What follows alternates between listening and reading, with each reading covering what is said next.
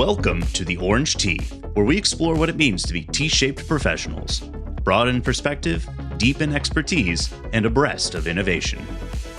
Hosted by Stephen M. Perry, founder and CEO of Kymanox, we unpack ideas that shape the future, build exceptional teams, and create lasting impact. From thought leadership on performance and wellness to insights into modern healthcare, this is your space to think holistically and grow intentionally, just like the people who make Kymanox a leader in the life science industry.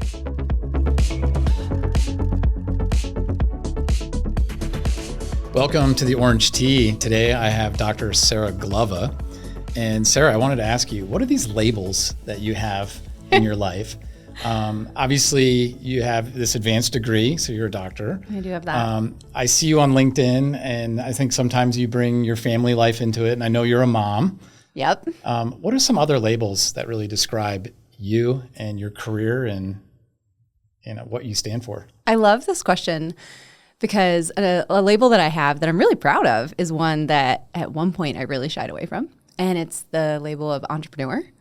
So when I started my company, I didn't think of myself as an entrepreneur. It kind of started as the side hustle. I was like a poor grad student that just I was freelancing. So I was like, oh, I'm not an entrepreneur. And even when I established my LLC, I remember filling out the paperwork and you put your title, and I couldn't write. I don't even think I thought to write CEO. Like it wasn't even on my radar. And I remember I put president because I'd been president of the lacrosse club at my college. And I was like, oh, I've been president before. You've identified with that. And so I think that I had this mindset that I wasn't like a real entrepreneur for a long time. And so getting over that and learning more about entrepreneurship and getting into the advocacy space for entrepreneurs, that's a label. In addition to so many of the other wonderful ones you shared, that's one that's important to me. What about like educator versus teacher? Yeah, I like that one too. Which of those words do you use? So I like educator because when you say teacher, you think classroom. And a lot of times I'm not in the classroom. Sometimes I'm in a beautiful podcast studio. Sometimes I'm, on campus in a classroom, but other times I'm on a keynote stage. And I've done those all over the world. I did one in an old war bunker in Belgium. I've given keynotes at bars. I mean, I think that educator is helpful for me because the format, the media, the space of that content takes a lot of different spaces, not just, classroom. Yeah, and I always feel like your brand of education that you're providing kind of falls in this lifelong learning category, which I think is really great. And so it's a great word that you hang on to that label. Going back to the entrepreneur, there's president, managing partner. Yeah. I think one of the words I want you to explain how it feels to you being the owner as well, having like a equity position in the organization that you're leading. How do you identify with that as a label? Yeah, that's a great question. And as a researcher, I want to start diving into all that can represent for different communities. I do a lot of work, as you know, and as Kymanox has supported in the women business owner space. And it's really interesting to see differences in how often women business owners approach the idea of owner or think about ownership, especially in regard to things like equity and how that can be leveraged. And something I love to point out related to that is women business owners didn't have traditional access to capital in the way that others did for a long time. It wasn't until the late 80s that we stopped requiring women business owners to have male relatives co-sign on things. Really? Yeah. Thank you for your surprise face. That is disturbing. Yeah. So it was legislation passed in the late 80s under the Reagan administration that finally made it illegal. But before that, a bank could require a woman business owner who was 100% owner of her business, who was in good financial standing, if she was looking for a credit line or other financial devices, could be required to have a male relative co-sign. And I've heard stories of women business owners at that time who they were divorced, their fathers had passed away, so they got their high school age son to co-sign on. And so if you think about the legacy of that happened in my lifetime. I didn't have my own business in the 80s, but I was alive. Right. And in my lifetime, so the women business owners that I would have looked up to, did they look at capital and ownership in the same way if those requirements could still be in place? I don't think so. And so I think a lot of the language around that has luckily been changing, but we have to make sure that the systems are changing as well, not just the language. So it sounds like with that label owner and the idea of equity, and especially being identifying as a woman, a mom, I'm sure you're a bunch of other labels that attach to the female gender, that you represent a category of people and you like take that very seriously. So that kind of means to me is like, you're an advocate. And so and I think you're kind of like me. I'm like a fan for all these people. I'm just cheering everybody on. So talk about your advocacy and that word, or being a fan, and then how that maybe morphs into like mentorship and coaching. It means a lot to me that you called that out. I got kind of emotional hearing you say that, because it's true. I feel an incredible responsibility as a woman business owner, being so loud about what that means, the history behind it. I feel like a representative, and that responsibility shows up for me in two ways. One is in the way that I conduct my business and in the way that I'm loud and proud about it. And I've been the person that brings my young son to a board meeting because I didn't have childcare that day. And that's just that's my reality in life, and we're going to get through it. And I remember walking into a board meeting one time with my son and another board member saying, I've never seen a baby at a board meeting. And I was like, he's glad to be here first. Like, let's go forward. So I think in my actions, there are things I can do. But then to your point, the mentorship, the relationship building, the community support, I have a favorite saying, which is, you can't compete with me because I want you to win too. And it's genuinely true. I love seeing others succeed. I believe that rising tide raises all boats, especially for women entrepreneurs. And so I love getting into spaces where we can cheer each other on. And I know that almost selfishly, it's going to help my business when all these other women business owners are succeeding. Yeah, and I just wanted to pull on this thread about showing up. Yesterday, I was on a call with a venture capitalist, and this is an organization that is very female founded, female friendly. They're investing just whatever the best business is. Oprah Winfrey backs this. Mark Cuban backs it. There's some really cool people supporting this. And one of the partners showed up, and it was clearly right after an exercise routine. And it was pretty obvious she wanted to be in the office, but she still made the call. And she explained that this bike ride was important for her day. And then we just got right along to the business. It turns out the other side of the equation, so the people kind of pitching to the VC firm, were in a very similar situation, and everybody just showed up. So it's kind of a reminder to everybody, it's so important just to show up. Yeah. And just like in my yoga studio, you get a lot of credit, all the credit for just making it to your mat that day. Yes. And I think we can give even more credit because now you've inspired someone else to show up. Like if I had been a younger person in that meeting and had seen a leader of mine show up in that way, that gives me permission. I think about that all the time. I think about that for my students. I think about that for the young entrepreneurs that I meet. When I show up to a space and I'm a little bit messy, or I've got my kids with me, or I talk openly about things that seem kind of taboo in the business world, or they were when I was starting out, things like, trouble balancing everything, mental health. When you do that, you give someone else permission. So in addition to kudos to you for showing up to the mat that day, also for demonstrating that that can be done. Yeah. And I was I was at a Home Depot in the parking lot. I had my sunglasses around my shirt. I had a hat on. I was not prepared for this call, but hey, if you're an entrepreneur, and when opportunity knocks, you gotta answer the door. 100%. And so it was opportunity knocking, and it was great because the CEO who's doing the pitch was in a black hoodie, and clearly he was doing his morning routine. And the people who kind of organized the call said, hey, this is the opportunity. Now's the chance to meet. If we want to meet, we can do it right now.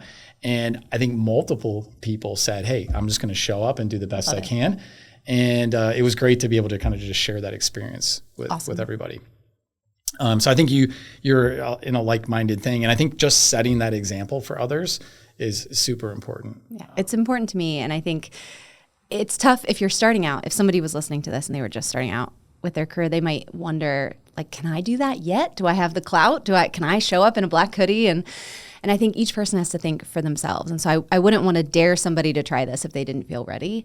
But if you're in a leadership position, I think remembering that when you do that, or when you speak into it, when you say, hey, I see that you just came from a workout, but I'm glad you're here anyway. That really impresses me that you showed up. When you speak into it, it does a lot. And that's culture building. It's huge.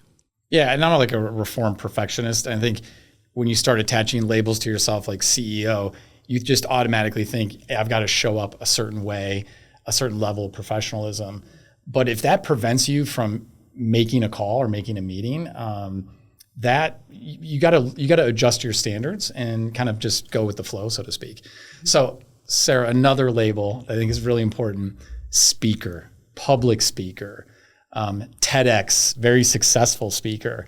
How does that what does that label mean to you? Yeah, I have been a TEDx, using that label, a TEDx speaker for over a year and a half now. My TEDx came out May 1st, 2024. I know the date by heart. And it still gives me butterflies to hear you say that, because I applied for TEDx talks for years. I mean, years and years and years. I had this talk that I wanted to give focused on goal setting. And I think I was coming across as like a life coach not that there's anything wrong with a life coach, but I think the application that I was doing wasn't doing justice to the format that I wanted to share, the content that I wanted to share. And it took me years to figure it out. And so when I finally got on that stage, I was so excited and so ready for that opportunity. And the TEDx has done really well. It's been reaching a lot of people, and I get calls all the time to come in and do workshop versions of that TEDx. The talk is called How to Achieve Your Goals with a Single Page. And so that's what I had to figure out. That single page is the hook that really brings all my research on achievement together. And it's this idea of, instead of getting lost in the planning, we really need to focus on taking action. So how can we get really clear about what those next steps are? And that's the one page. And so getting to do that and getting to do the speaking that I'm doing, it's such a dream. So I told you before we started the show that I've moved recently. So of course there's boxes all over my house. And when we were packing up, I was packing up my office, and I found an old quarterly revenue planning document for my company, for Reify, the company that I started, from like 2017 or 2018. And it's, all my team members, contractors, the projects, and it's the plan. It's all this stuff. And across the top, I had written, I just want to present, and I'd underlined it. And it cracked me up because I didn't even have the word speaker. Like, you used the correct label earlier. I didn't even know it. I was loving the work that I was doing to help others learn about my company and my research, but I thought of that as presenting because I come from academia. And I was looking at this revenue sheet, I guess, and I must have written that across the top in frustration, looking at kind of my goals and my plan. And so to be here now, knowing that I made some really hard and difficult, time-consuming choices and decisions to get to here, but now I'm doing all this speaking, it's a dream. Yeah, it seems like beyond happy, beyond joy, it seems like you're fulfilled 100% as a speaker. And Kaimanox, actually, we got to know you because you were our keynote speaker at one of our annual meetings a while back. Mm-hmm. And I think one of the things that really, struck a chord with me about you is just your willingness and ability to share. Both of those are just 10 out of 10. Mm. And when I think of Kaimanox, and I founded that company 21 years ago, it's two Greek words. It's loosely translated as ideal knowledge transfer. And I'm like, ooh, Dr. Sarah Glover is an embodiment of ideal knowledge transfer. Why? She loves to present. She loves to curate knowledge, process it, distill it, and then go share it with the masses. And I think it's a gift. And I imagine that it brings you fulfillment. So much. And I also have to thank you for something else, that talk, specifically the Kaimanox opportunity. And that was a great talk. I love that one. It's called Blueprints to Innovation. I still give that talk a lot. I loved giving it to the Kaimanox team. That was such a fun day. Y'all did such a beautiful job with that event. And I was at a baseball game with my dad. I was at the Durham Bulls game, and someone from Kaimanox saw me buying a hot dog and was like, "Are you Sarah Glova? You came and spoke at Kaimanox," in front of my dad. My dad is a retired Army colonel. He's a serious dude. He's very warm, but somebody I love to impress. And in front of him while I'm buying a hot dog, somebody recognized. It was the best. It was the coolest thing that ever happened to me. So thank you for that too. Yeah, and I think let's talk about innovation. It's something that's near and dear to my heart. I think it's something you got to work on. I think something you have to embrace some other weird things if you want to embrace innovation. Like, you got to embrace failure a little bit. Talk to us about innovation. What sparked your interest in innovation, and how did you go down this wormhole studying about innovation and providing people like myself and my organization a blueprint for innovation? It started with a genuine curiosity. I was using the word innovation, and I remember I was helping an organization. I was consulting with them on a professional development package. So they were looking at how to train their team, and they had listed out their company values. And one of the values was innovation. We went through the company values and we were talking about how the professional development could reinforce. And so they would name a value and I'd be like, great, how do you want that to show up on your team? And we would workshop that. And then I mentioned innovation. And I'm like, how do you want that to show up? And they're like, we want people to innovate. I was like, cool. What does that look like? And they're like, looks like innovating. Like it just, and this is a client of mine. So I was like, we'll come back to that. But then I go home and I'm like, what does innovation really mean? Like, what does it look like? So I ended up, I did kind of an informal poll. I reached out to some awesome leaders I knew. And the most common answer that I got genuinely was like, Steve Jobs. Like they kept naming this person.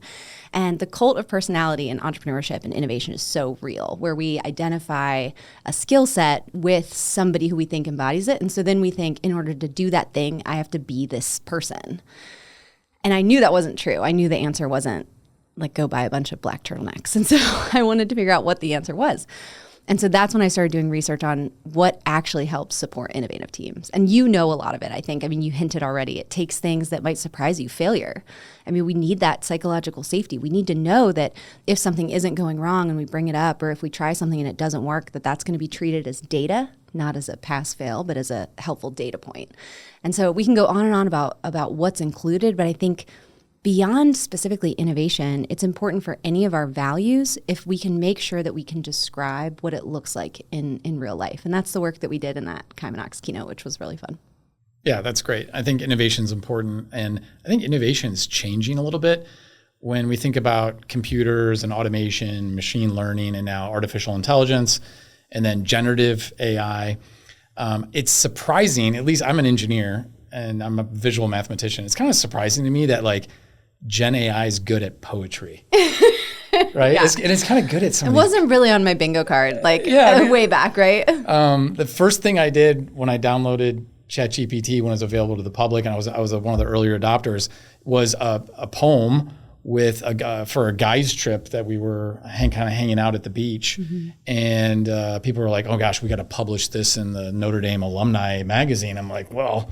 We got to make sure the attribution's correct. Make sure the byline includes my friend, ChatGPT. Yeah. So it's shocking to me how good the Gen AI is around creativity. Does AI impact innovation? Is it changing how you're sharing things about the future with the people that you're trying to reach? Yes, it absolutely does. I think that's my opinion. I'll give you a good and a bad. Because I think sometimes we are too, I get really excited about technology, so I can be too positive. And then other times I think we just bash the technology. And talk. So I'll give you one of both. As far as a potential downside, I work a lot with students. I get to teach in the university setting. And I know that a lot of the skills that we leverage for critical thinking and brainstorming, they're a lot like muscles. We have to use them often, and we can retrain our brain if we don't use them. If we use a tool like ChatGPT for all of our brainstorming and we're never challenging ourselves to do that critical thinking on our own.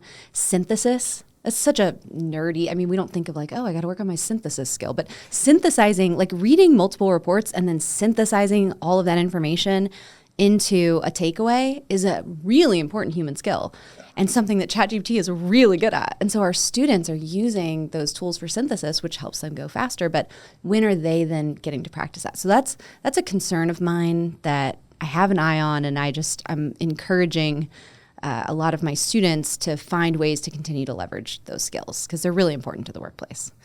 But a positive one, I like to think back to the changing use of computers, especially at home. So do you remember the folks who originally had computers at home, like the Hewlett-Packard Club kind of folks? You can almost picture them. Like there was a type of person who would have had a computer way, way back in the day. And then eventually, especially with like Macintosh, we got computers that were friendlier to use. And then eventually everyone has a computer at home. I think we're seeing that same trajectory thanks to AI and low code, where before it was really only the people who knew how to use the hard tech. They knew how to do command line interface kind of thing. And now we're getting these really easy to use interfaces, and I don't have to know code to build a software platform and to wrap that around a language model and to all of a sudden have an AI agent. It is crazy how little I have to know about how those things work in order to do that. So I think it's opening up who has access to using this kind of tech, which is really exciting. Now, we could go down the rabbit hole and talk about all the terrifying things with that too, but I promised you one good and one bad. Yeah, and I think it's interesting if some of my friends are computer science people, and then a couple years ago they're like, okay, you got to really study coding, and then they're like, okay, wait a minute, the AI is doing coding pretty well. Right. You now are going to be a prompt engineer, right? And now the user interface is so intuitive. They've got the human factors down to a science. Mm-hmm. You can have a 7-year-old just kind of talk about what they need and what they want, and then the AI can kind of take that and give you a pretty solid result. And it's changing. So just every 3 months, I think, it's kind of like about every quarter, AI kind of shocks me. And stuff that I was kind of getting frustrated doing it with AI and like, oh, I could have done this faster myself. When I revisit it 3 months later, I'm like, oh, they've got this. Does that pretty well now. Yeah. And I think, everyone's talking about agentic AI now. And I think that the adoption is going to be slow there because there's so much that we don't know.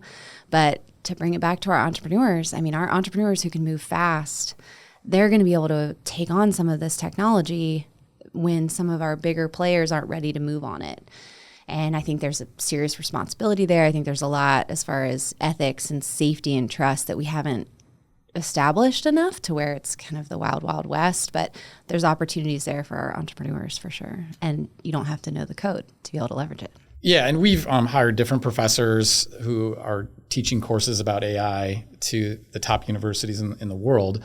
And we've got a pretty deep reading list for people at Kaimanox to understand AI. Some of the articles go back to the 1970s. It's really interesting. And we've been trying to deploy meaningful, impactful AI at the enterprise level. And despite Kaimanox's efforts and all the investment, I don't think we have anything that we're really proud of at the enterprise level for AI.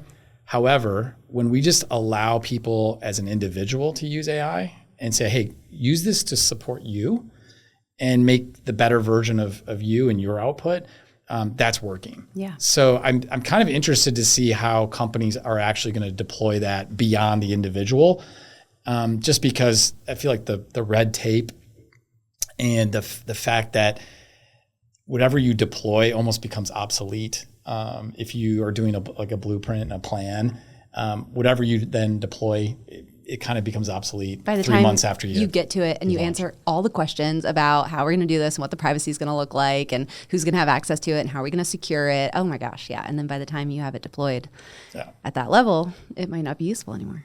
And then once you involve third parties, so this might be your partner, it may be your supplier, it may be your client, they can be impacted. And so just getting those agreements in place and the understanding and the permissions, it's almost like a non-starter, just to get all that paperwork done. Mm-hmm.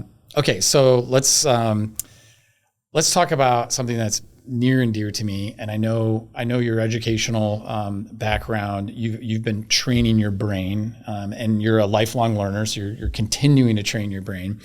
What are some of the things that you do to really optimize your mindset for all these labels that are attached to you, right? Yeah. And then going back to this concept of innovation and not being afraid to fail, how you manage fear in your mindset. So kind of give us a broad mindset and then at some point try to address this concept of fear. Yeah. I like that you situated this first with the labels because to your point, I have a lot on my plate, and I don't mean to imply that I have more or less than others at all. I'm very lucky, and I have a lot of resources, and I'm holding on to a lot of labels. I got a lot of name tags, and I will say, as a mom and a sister and a wife, and like all these family things, sometimes it feels like entrepreneur and advocate and educator gets pushed down real low, and then there are other days where I feel like those are top. And I'm worried about how I'm showing up as a wife and a mom. And I think there was a point, especially like in my late 20s. You probably have some friends in there too, Sarah. I think so. Let's not forget about Sarah's friends. I do have some friends. Good point. And some hobbies. I have some book friends too. Yes. All the things. Yeah. It's a whole plate. And I think early in my late 20s, early 30s, I was real into the self-help section of the bookstore. And I was looking for that like magic formula because I thought I had all this stuff on my plate, so I thought my plate was broken. Like I couldn't handle all of it. And so I was looking for the self-help book that would fix my plate so that I could handle all of the things. And of course, what I learned is that you can't do all the things. I mean, you really can't. You have to choose what you're going to do, what you're going to ask for help for, and what you're going to let go. And also, you can't systematize your life to the point that every single day is going to be perfect and the same. So I'm not, an 100% awesome mom every single day. I give all that I can to being a mom, and I always value that, and I'm going to prioritize that. And sometimes me giving the best of what I have is like, we're having butter noodles for dinner. And that's just a reality. And so now that I've embraced that, and I know that every day can be different, and that I can set those priorities, and it doesn't mean that I'm failing at things, that's been life-changing for my mental health, for my ability to take things on. It's just given me the permission that I needed to prioritize different things at different times. And I wish I had learned it earlier. Yeah, and you come across as a very warm and friendly person.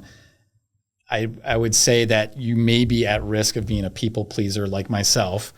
At one point in your life, you probably taught yourself the word no. I did. Beyond being a toddler, right? Yeah.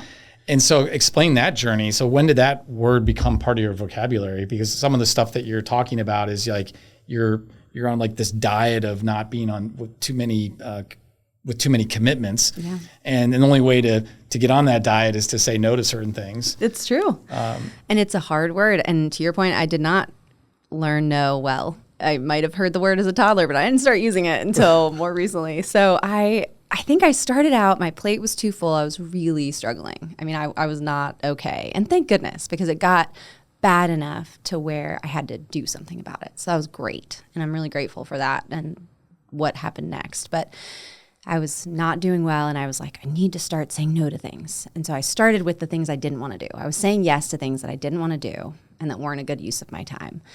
I got braver, and I just said, I need to protect myself and my family and my values more than I need this person to like me. So I'm going to say no. Okay, so I started doing that. And it was hard, and sometimes after I would like hyperventilate, but I did it. And it gets easier with practice, right?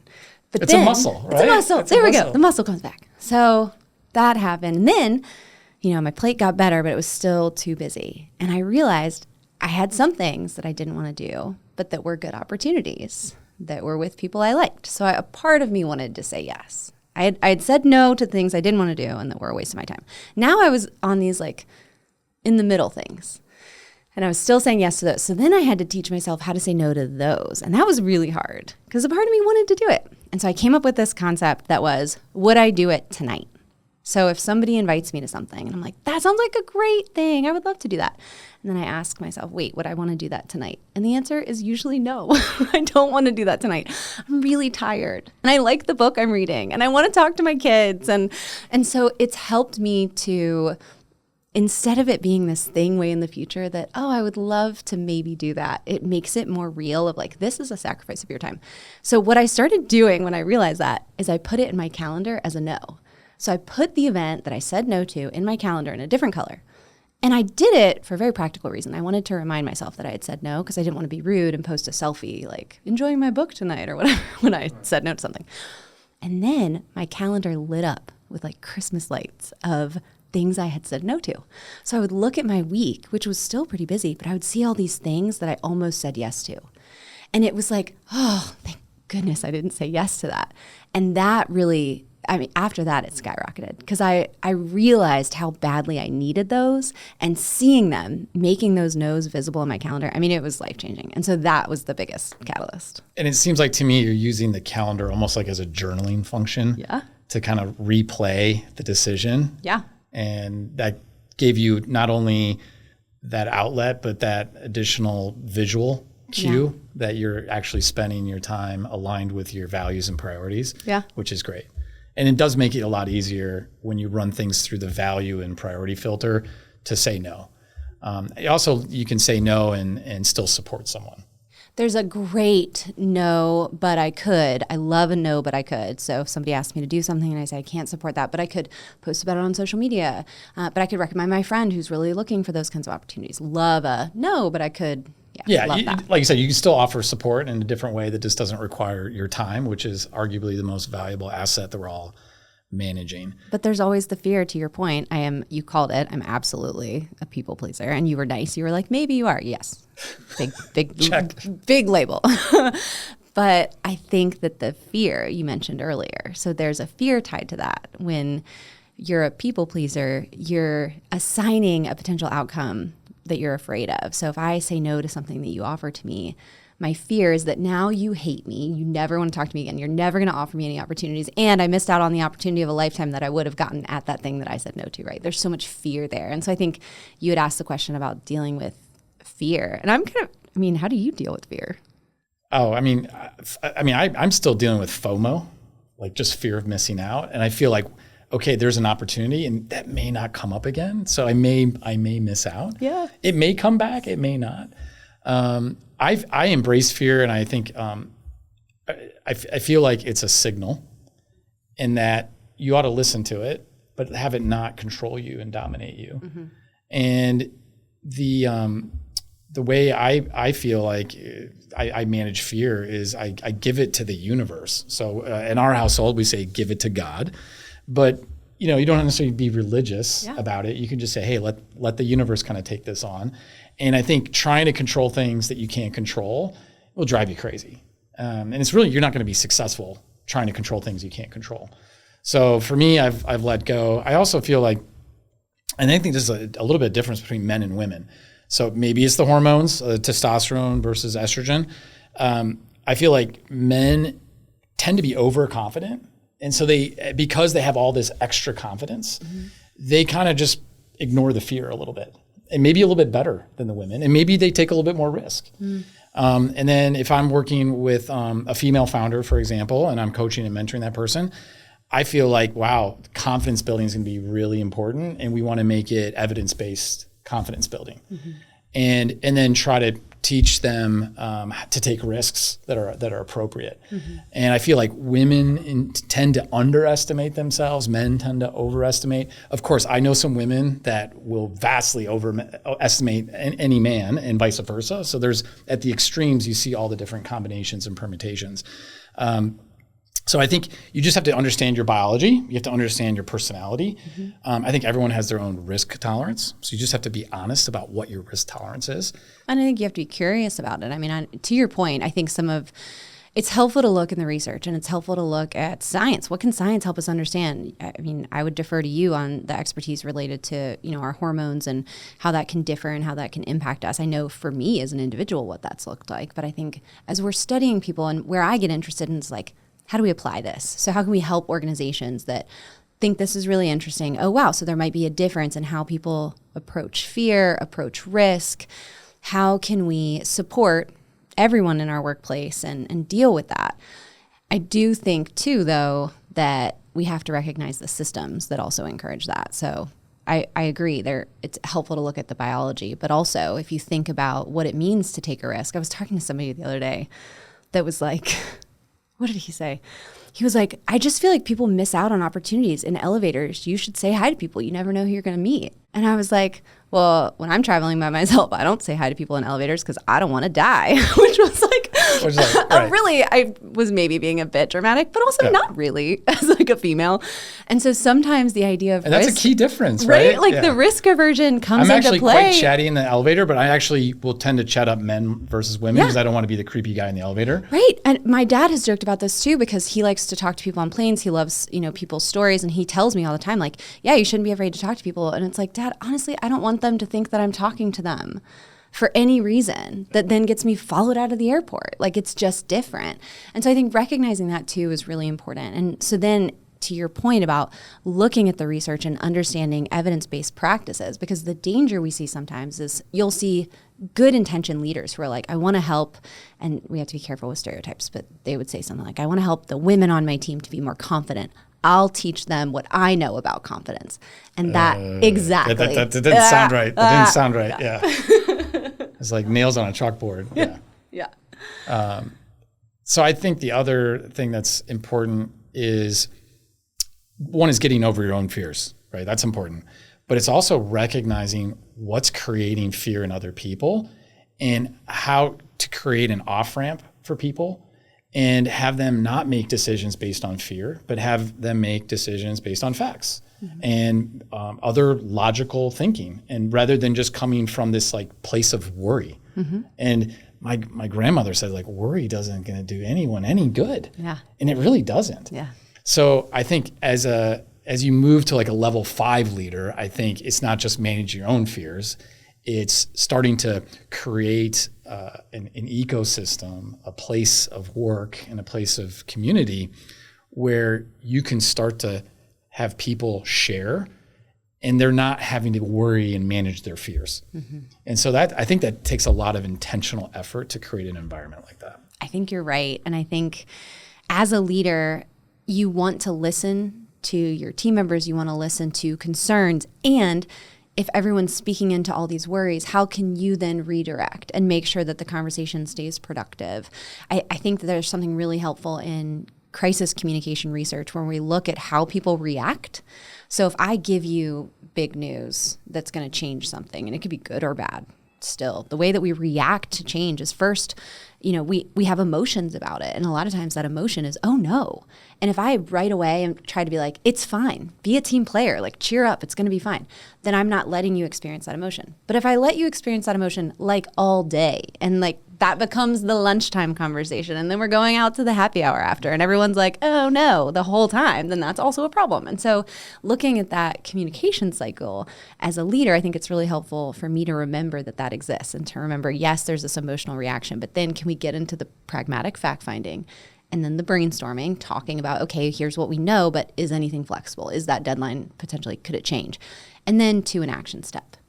We don't know everything, but we know enough to take this first step. We'll reevaluate as we go. And so I try to keep frameworks like that in mind so that when there is the fear, the anxiety, the worry, the drama, whatever it is going on at the organization, I can continue to lead the conversation toward that first next step, toward what I see as like the end of that cycle. And how are you developing or training your mindset to be present enough to have that intentionality to lead people down the right path? Is there anything that you're doing in your own life to set you up to have that capacity? Yeah, I think you mentioned it a second ago, and it was the idea of not letting worry take over. So I have this phrase, and I forget where I heard it, but it's the butterflies are allowed to come along, but they can't be in the driver's seat. So I'm afraid like all the time. I am an anxious person. I get nervous. I get very nervous, even speaking, which I do and I love, but I get super nervous. So the butterflies are there. I thought that I had to get rid of them. I thought I could get rid of the butterflies, get rid of any fear, and then I would be confident enough to do the things. And then they didn't go away. And so I was like, guess I'm going to have to do the stuff with the butterflies. And that has been transformative for my career. So deciding that I could do it scared meant that I could experience that, but it couldn't be in the driver's seat. And so I had to learn when I was feeling those intense emotions to like acknowledge them, but remember what the pragmatic situation was. Like, oh, I'm feeling really nervous. This is a big talk. Okay, but I'm feeling really nervous because I don't want to fail. And the truth is I've practiced this presentation 100,000 times, and nobody else knows what my script says, only I do. So they're not going to know if I go off script. And at the end of the day, it's about teaching X, Y, Z. That's what I need to focus on. And so I'm still feeling nervous. It didn't fix it. It's not a magic spell, but it did help me reframe so that I'm focused on what I know to get rid of kind of that idea of worrying. That's great. As we pivot this conversation, I'd like to talk a little bit about the desire for everyone to figure out what the formula is, what the recipe is, and how to do something, and maybe ignoring who they need to reach out to connect with to make it happen. Yeah. And so could you talk a little bit about in either your own career or the coaching and mentoring that you are doing in that how versus who, and maybe make a case for who over how? Yeah. This is the best. I love all of your questions. I feel like I've gotten to talk about all the things that I love, and this is one of my favorite topics. So the challenge that I see all the time is people want to achieve really big things, and that's part of my research, so I get to talk to them. And they tell me what their goal is, and then they tell me all the things they have done, all the systems they've built, all the prototypes they've built, all the things that they've done. And I say, well, have you started talking to customers? Have you interviewed any potential employers? Who have you talked to? And it's like, no one. They want to apply, they want to draft, but they don't want to talk to anybody.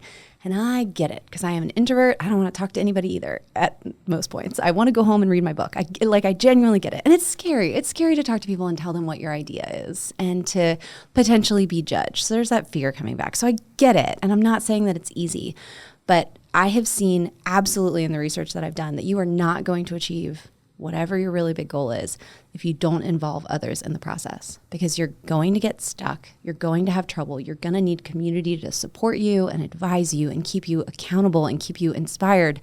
And if you're not talking to people, that's not going to happen. So it's a must do. And so when I talk to people about how to achieve a goal, we get really clear on what the goal is and why they want it, so it's aligned with them, and we break out what their next steps are so they get moving. But then we spend like a third of the page talking about community.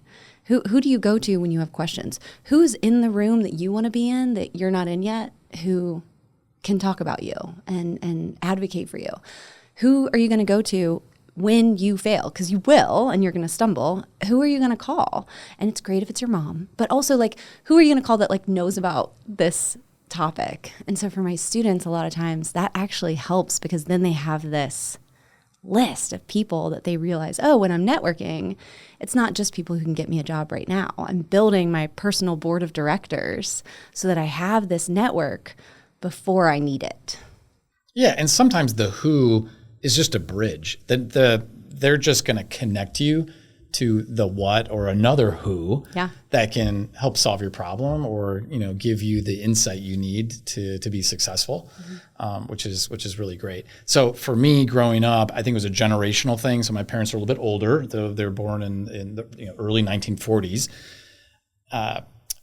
Self-reliance was a huge thing. So that was instilled in me. So 7 years ago, I interviewed for an executive coach. And I interviewed, I think it was 5 different executive coaches. And they said, Stephen, you're not coachable. So my self-reliance was so high that I wasn't coachable. And the reason was I would try to reverse engineer their coaching and dissect why they were asking the questions they were asking and to what end, rather than just answering the questions. So, but I came a long way. And so once I decided that there's going to be other people helping me, made leaps and bounds in my executive development, and then the development as an organization. That's awesome. Since I'm leading that. So I definitely think there's a lot of magic in who and not just the what and the how. So much. And I think for whether it's the self-reliance, because that certainly I know a number of folks who it's almost not just like a pride, like an ego, like I want to do it. It's not. It's like, I don't want to bother other people. I'm capable. I can do it. And so helping folks understand, you're not bothering them. There's a really cool, we see this idea of asking for help, asking for a favor as the Benjamin Franklin effect. It's when you ask someone to do something for you, it actually endears them to you a bit, because we like to be helpful. So when you're being helpful is a dopamine hit. I love it, right? So when you're like, hey, Sarah, I'm doing a podcast. Would you come join? I'm like, thanks, right? Like it makes me so happy. And so remembering that that's actually a gift to our community when we ask for help. But then the idea, going back to what we said about not being able to do everything and we need to ask for help. Also the incredible shortcuts. I remember when I first joined the National Association of Women Business Owners, I had gotten some big contracts. And at the time I was thinking about getting a credit line. And I told this woman at a meeting, I was like, oh yeah, I'm thinking about getting a credit line. We'll see. And she was like, what are you waiting for? And I was like, well, I don't know. They're net 90. I might be able to. And she was like, the time to need a credit line ain't the time to apply for a credit line. And I was like, light bulb. Okay. And I think I went to the bank like that week. So you get so much help from learning from folks who have been where you're trying to go. And I think missing out on that is such a lost opportunity. That's what I try to help my students understand. Yeah. And then related to that, I think you're a big culture person, right? And I think culture is when you've got 2 or more people sharing an experience together. And I think the company culture becomes, I think, a big asset. Doesn't really show up on the balance sheet, but I think a strong company culture is a major asset to a business. We're doing this face to face. So we're live and we're here in person. We could have done this as a Zoom setup over our laptops, but that's not the environment I wanted to create for the optimal sharing we're trying to get our audience to get all this wisdom from Sarah. So how does face-to-face play out in your world right now, especially post-COVID? Yeah. Face-to-face, you can't argue against it. It has huge benefits. And we have to recognize that there are trade-offs. I mean, I was lucky that I was able to come and join you today. If your studio was in Seattle, it might have been a while before we connected, right? So there's obvious drawbacks.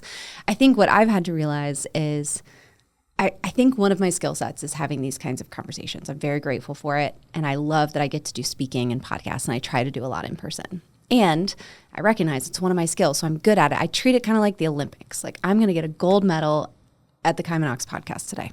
I also have to recognize you can't do the Olympics every day. You know what I mean? Like, that's a skill set of mine. It doesn't mean I can do it every day. I really can't, actually. And I've tried, and it didn't go well. So I had to recognize, okay, this uses my energy in a certain way. How can I make sure I don't overschedule myself for these kinds of things? I had a big event. Yeah, just yesterday, I spoke at this amazing event. If you had asked me to do the podcast that day, I would have had to say no, not just because I would have been tired, but I wouldn't have sounded like this. I wouldn't have been able to reference any of the story. I would have been like, no amount of coffee could have fixed me yesterday to be good enough for this podcast. And so I think recognizing that in person is so important, and understanding, it's almost like earlier you were saying you have to understand your own relationship with risk. You have to understand your energy level and how much in person you can handle, and then optimize for that. I love it, and I enjoy doing it, and I get so much out of it. So I make sure that I balance it on my calendar so that when I'm doing it, I can do it well. Yeah, and you mentioned that you're more introverted versus extroverted. So it probably drains your battery to be around a bunch of people. Yeah. But you're very good at it. So you're faking it, or like how are you managing that extroversion period? I would imagine maybe there's some prep and recovery time with a book. Exactly. And I'm glad you asked, because I do think when I tell people that I am introverted, they're like, oh, so you are faking this right now? Like, this isn't real? And I'm like, no, I'm really here. This is me. I'm not like a hologram. Also, this is very much my personality. It's just that this is exhausting. Not that I'm sitting here right now thinking this is exhausting, but if I had a battery meter, it would be going down so much more quickly than if I'm just like sitting at home. And so it's not faking it. I mean, think about your phone. If I pulled it out right now and started recording video, your phone isn't faking that. It can record really good video. It's going to be great. It's great at doing that. And it's going to drain the battery. Same thing, if I use my phone and I'm going on a run and I forget my headphones and I'm blasting Taylor Swift out of my phone, by the end of that run, my phone's going to be almost dead. It wasn't faking it. It was still doing an awesome job. Yeah. But now it needs to go recharge, which is what I need to do. Ironically, with usually some Taylor Swift. I mean, I have to go be by myself to charge my battery again. So it's not at all faking it. It's just recognizing being an introvert doesn't dictate what you can or can't do. It just dictates how you recover. That's all. Yeah. So we do like a Myers-Briggs analysis, was a Jung type personality assessment when people kind of come in. So if people haven't recognized where they fall on these personality spectrums, so they can just be mindful of these things. Yeah. And I think once you know yourself, you can better manage your surroundings so that you can grow and flourish just like a plant. So if you take a shade plant, you put it in the sun, and then it's not doing well, it's not the plant's fault. Yeah. Right? Perfect example, because it's not the plant's fault, and it's also not that the conditions are good or bad. It just is. Right? And we talk about a hothouse flower, right? Like, put that in a different context, and that's not going to, but it's not because those conditions were wrong. It was wrong for that plant. And so I love that metaphor. Yeah. So Kaimanox has about 130 employees in this Research Triangle Park. We've got about 20,000 square feet of office space.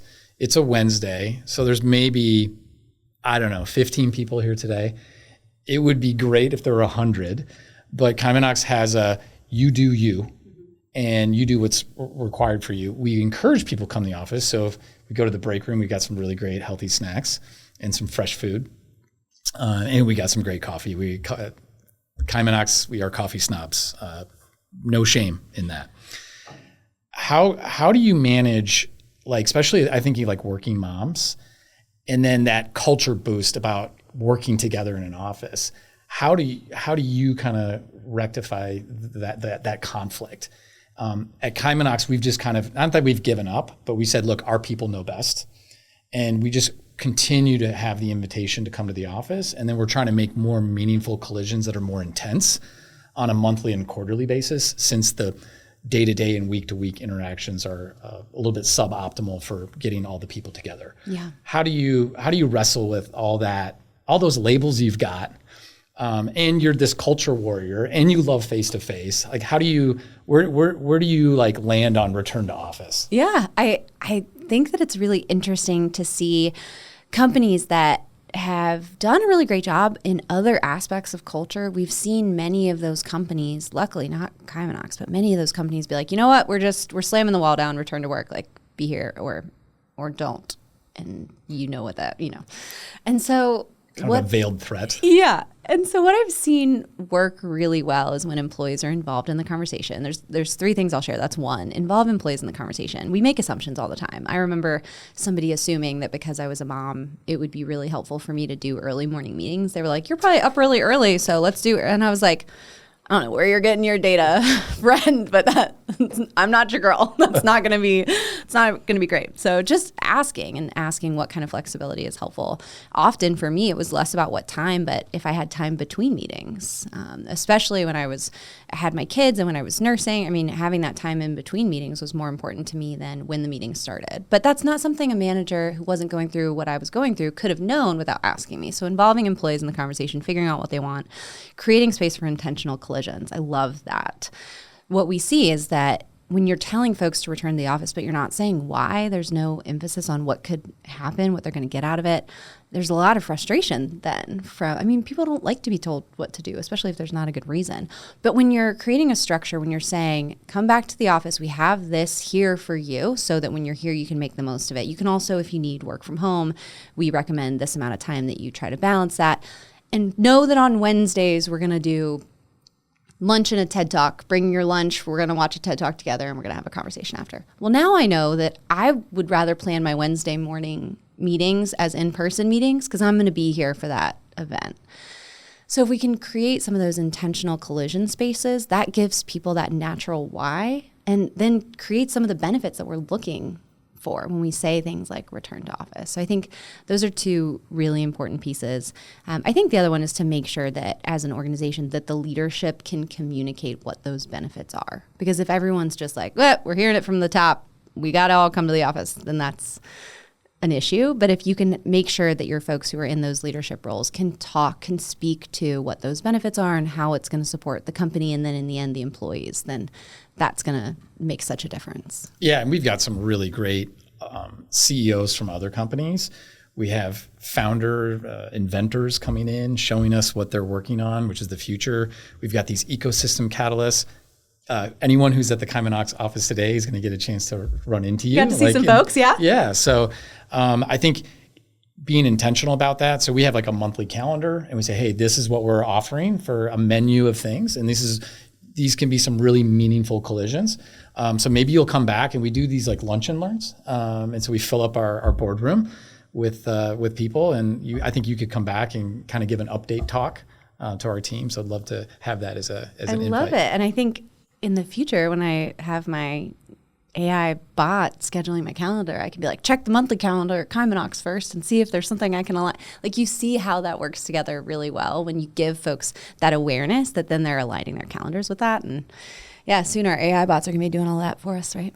All right, so let's wrap up, Sarah. This has been just a great opportunity to unpack all this stuff in your amazing, bright brain.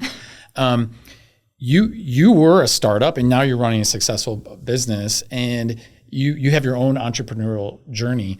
For these other people who are just starting out, like, could you give those people some words of advice or some encouragement about what it means to be a startup and what it means to be starting out on this entrepreneurial journey? Yeah, absolutely. I think, for me being an entrepreneur, I made a mistake early on that I wish I had learned this lesson faster, but maybe I can help more people learn this lesson faster so they don't get hurt like I did.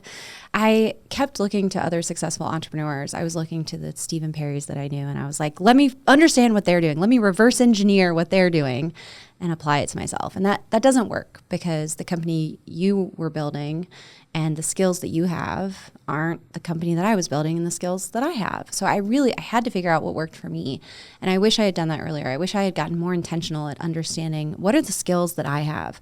What are the things that I enjoy doing so much that it almost doesn't feel like work? It's not that I get to do those things every day, but it does impact. Am I going to start a podcast or am I going to start a blog? For me, I'm going to start a blog because I love to write. And that choice, it's not a good choice for entrepreneurship or a bad choice for entrepreneurship. It's a good choice for me as the entrepreneur. And so I think as much as you can, exploring, taking the Myers-Briggs, taking the Colby, the DISC, I don't care if it's the quiz on what flavor of ramen noodle you are, like learn about yourself as much as you can. And then try to apply that to how you set your goals and how you set out to do the big things that your company wants to do, how you set out marketing your company. All of that should be influenced by what you enjoy and what you care about, the values that you hold and the skills that you have. And that's the biggest thing that I should have done earlier that I'm so grateful I get to do now. And it's always what I recommend to entrepreneurs because they get so overwhelmed. How many times on LinkedIn do we see the article of like, these 5 things that every CEO does before 5 a.m. or whatever it is? Like there's plenty of blueprints out there, but ignore them. Make your own blueprint. Make your own blueprint. We'll end on that. And call to action is, why don't you go to YouTube and type in Dr. Sarah Glova TEDx, and you're going to go to this TEDx that hundreds of thousands of people have already experienced. And it's really a great capstone on all the work and research you've done. And I think I've watched that video 3 times, so you can count me a fan. And I think just do yourself a service and please watch that video. Thank you. Thanks for that. Thank you for joining us on The Orange Tea.